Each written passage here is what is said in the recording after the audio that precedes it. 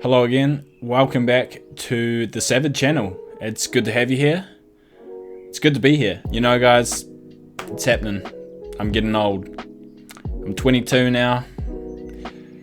The end is near. For real though, I am 22 and my body feels like it's 80 years old, so not a great sign. Now I've been feeling a little out of the loop and frankly a little old within the EDM scene as well. I don't really feel like I know what's hot and what's not these days. So lucky I have some Instagram followers that know a whole lot more than I do. So I just put up an Instagram story the other day asking them what they thought the most popular EDM genre or subgenre was. And I had a huge amount of responses saying that tech house or bass house was the most poppin' genre or subgenre. So I thought that's a great idea for a video. I haven't actually done a lot of house on this channel, and to be honest, I haven't actually listened to much bass house or tech house. So it proved to be a nice little challenge, and that is what the tutorial was going to be on today. We're going to learn how to make tech house. I like it.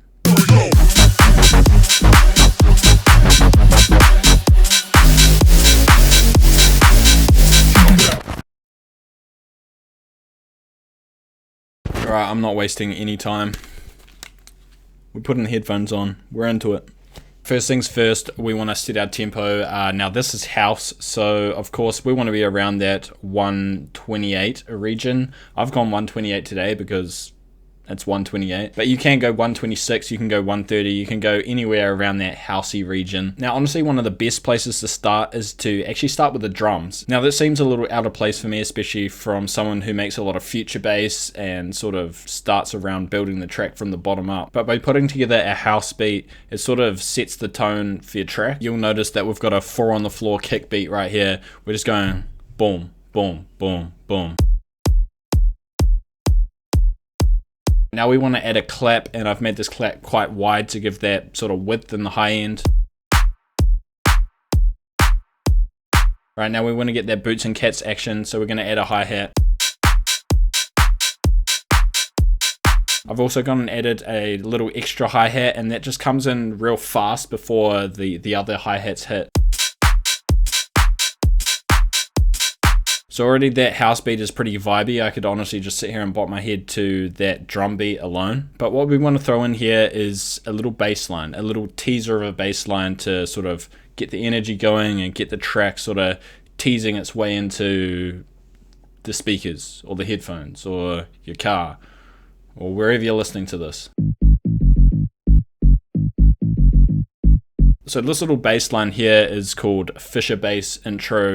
You're going to find out why it's called Fisher Bass when we get to the drop section. But essentially, it's just a sort of broken down, simplified version of the final bass. So you can see this is a simple little pattern here. We're just playing just a simple little bass line. So I'm going to talk through the sound design in the drop section. So if you want to go straight to that, skip to that section now. But for now, we're just vibing in this intro. Right, another essential element for getting the show on the road is the vocals. Now I went for sort of a talky vocal, if you want to call it that. It's not really doing anything melodically, it's just adding, again, just vibes. Like, we're just straight vibing here. Dance with that groove, all you got to do is move. Dance with that groove, all you got to do is move. So as you can see, it's sort of setting the tone for the track. It's just adding a lot of character to the bass and the drums. Together, they sound like this. Dance with that groove, all you got to do is move. Dance with that groove, all you got to do is move.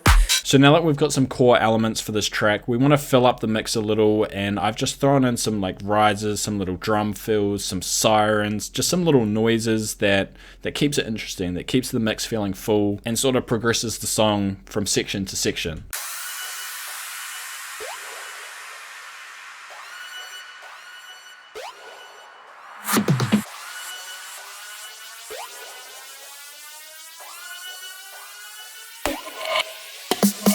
Right, now that we've created an intro section for ourselves, we want to move into a little verse type section. So essentially all we're adding here is the actual Fisher bass, and now this is being filtered quite heavily to keep it in the background. We've also taken the kicks away to just slow everything down and just sort of simmer down a little before we get real energetic and hype for this drop. So I have my high-end drum elements such as the clap and the hi-hats going through this EQ filter. Now this is just a radio preset, I'm pretty sure. Basically what it is just making the high end a lot more contained and just taking the energy out of it a little.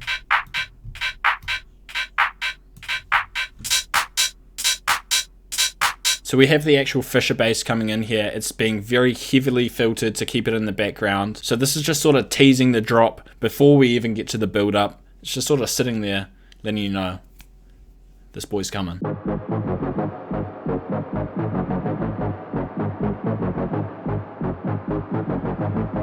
So with all the filters on and the kicks removed and the vocals playing, we have a little verse section that sounds like this. Dance with the groove, all you got to do is move. Dance with the groove, all you got to do is move. Right, so we're already moving into this build-up section here. Essentially, we're going to play it like we always do with the build-up section.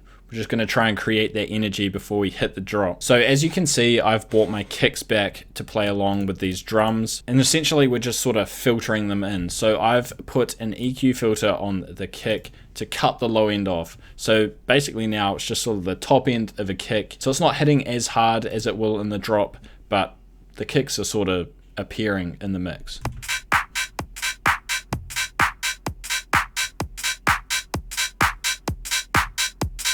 So I think the most important things in this build up are the energy builders. So we have some big beefy risers as always. Then we have the snare roll sample that I thought really fitted the vibe of this build up section.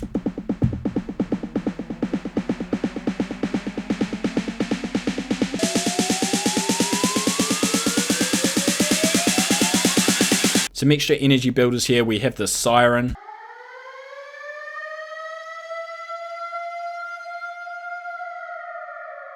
And then we have this thick sub riser that just sort of adds that low end sweep.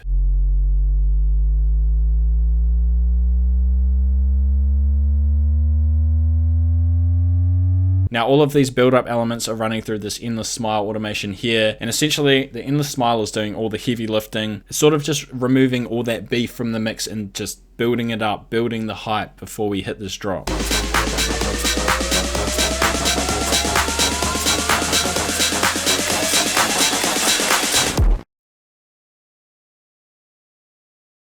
Alright, now we're moving into this tech house drop. This is the moment we've been waiting for. Let's get right into it. So first off, we've got the essential elements. We got this house drum beat, which is the same as the intro drum beat. And I also kept the siren sound in here and this little whap sound just to add that little atmosphere and that ear candy. So I think we're going to build this drop from the bottom up. So we've already got the drums and we've got these little siren atmospheres. Now we need a vocal bed, and this is just going to act as more ear candy and sort of fill that gap in the mix. So I've just taken a snippet of this vocal sample and just looped it over and over and over again, as you can see. So this has a little bit of post-processing, as you can see. We've just got a little Camel Crusher for some saturation. Then we've got some Serum FX for some chorus to make it nice and wide and sort of weird sounding. Then I've thrown on a Fruity Panomatic, which makes it pan side to side. I thought that was a really cool effect, especially for your ears. It's just sort of that extra little ear candy, you know? Another little vocal sample I added was just this, hey. And finally, just a little bit more support, just some white noise, some down lifters, just to fill in that top end, those sparkly frequencies. So if I turn all the supporting elements on with the drums, it should sound pretty full already.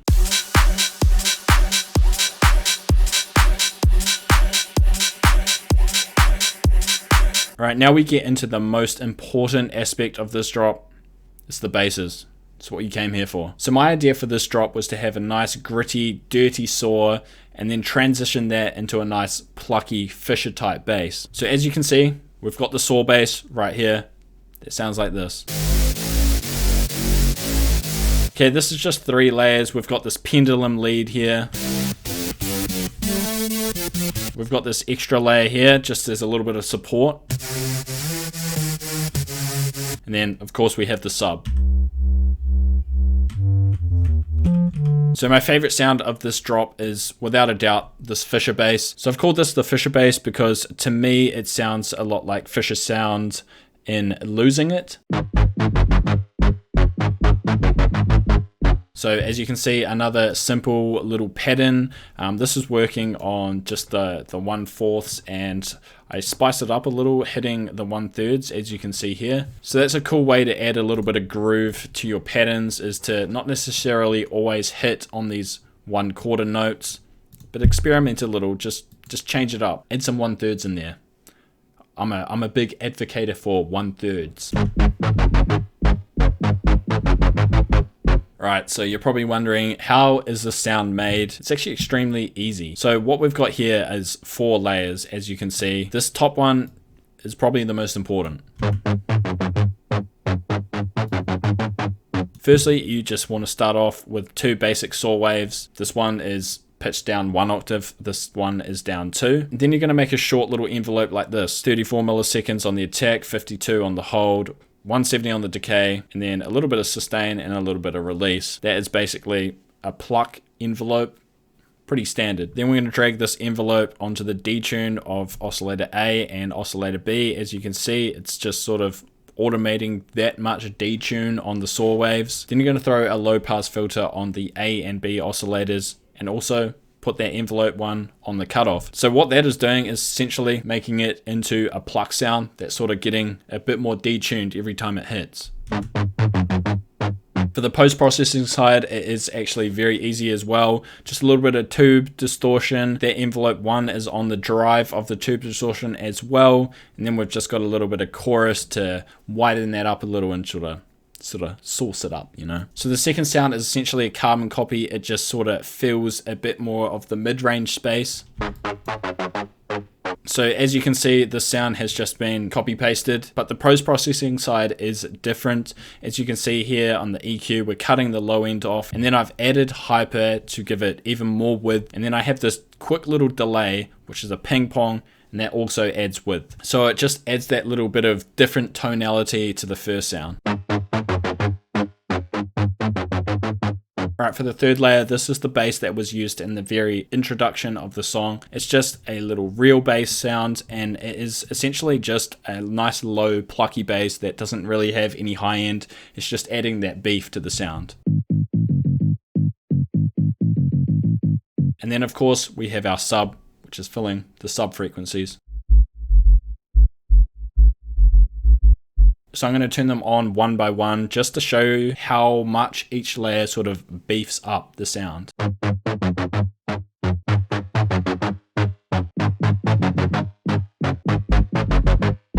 I'm going to play the drop with what we have at the moment. We're going to try and figure out what's missing.